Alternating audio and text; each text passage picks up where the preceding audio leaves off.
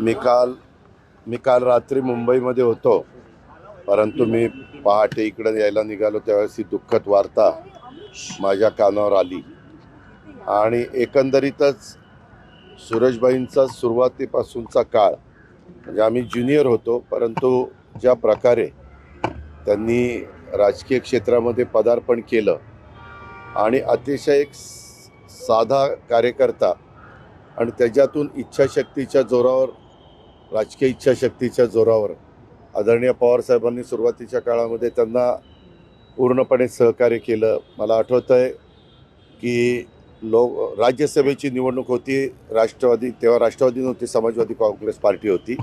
अतिशय मर्यादित आमदार होते आणि त्या आमदारांच्यामध्ये सुरेशभाईंना साहेबांनी तिकीट दिलं आणि निवडून आणलं आणि पहिले ते राज्यसभेचे खासदार झाले. तेव्हापासून सुरेशभाईंनी कधी मागं वळून बघितलं नाही. पुण्याच्या अनेक महत्त्वाच्या निर्णयामध्ये त्यांचं योगदान होतं. PV नरसिंहरावजींच्या सरकारमध्ये ते रेल्वे मंत्री म्हणून त्यांनी काम केलेलं.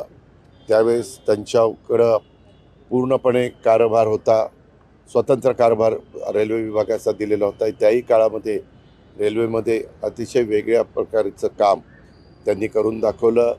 पुण्याच्या पण एकंदरीत वाटचालीमध्ये पुण्याची मॅरेथॉन असेल, पुण्याचं आपलं गणेश फेस्टिवल असेल, पुण्यामध्ये आपल्या म्हाळुंगी बालेवाडीच्या परिसरामध्ये जे क्रीडा संकुल उभं राहिलेलं त्या संदर्भातले कामं असतील, असे अनेक प्रश्न साहेबांच्या मागं लागून दिल्लीमध्ये पण ते ज्यावेळेस गेले, दिल्लीमध्ये देखील गेल्यानंतर त्यांनी एक स्वतःचा वेगळा ठसा हा उमटवण्याचं काम केलं आणि सगळ्यांची अतिशय जवळचे असे संबंध त्यांनी निर्माण केलेले होते. परंतु अलीकडच्या काळामध्ये ते वयोमानाप्रमाणे बऱ्याचदा आजारी असायचे आणि मधी माझा शेवटचा एक कार्यक्रम झाला, तो म्हणजे गणेश फेस्टिवल मागे होतं, त्या कार्यक्रमाला मी गेलो होतो आणि तेव्हा काही उल्लेख मी मागच्या गोष्टीचा करून दिलेला होता. त्यावेळेस मीराबाबी यांनी पण त्याच्याबद्दल मला बोललेल्या होत्या आणि काळाच्या नियतीच्या पुढं तुमचं माझं कोणाचं काही चालत नाही.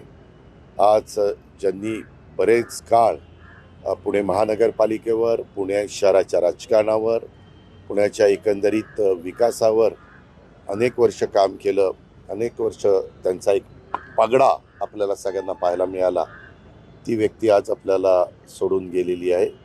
मी व्यक्तिशः माझ्या वतीनं, आमच्या परिवाराच्या वतीनं, राष्ट्रवादी काँग्रेस पक्षाच्या वतीनं, माझ्या महाराष्ट्राच्या 13 कोटी जनतेच्या वतीनं त्यांना भावपूर्ण श्रद्धांजली अर्पण करतो आणि थांबतो. दादा, लाडक्या बहिणीचा आकडा कमी होणार, ठीक कमी होणं म्हणजे टप्प्यात कमी करणार आहे का त्यांचे? नाही, सध्या आम्ही सगळेजण निवडणुकीच्या धामधुमीमध्ये आहोत. त्याच्यामुळं ह्या तुम्ही जो प्रश्न विचारला त्याच्याबद्दलची कुठली चर्चा पण नाही, काही नाही.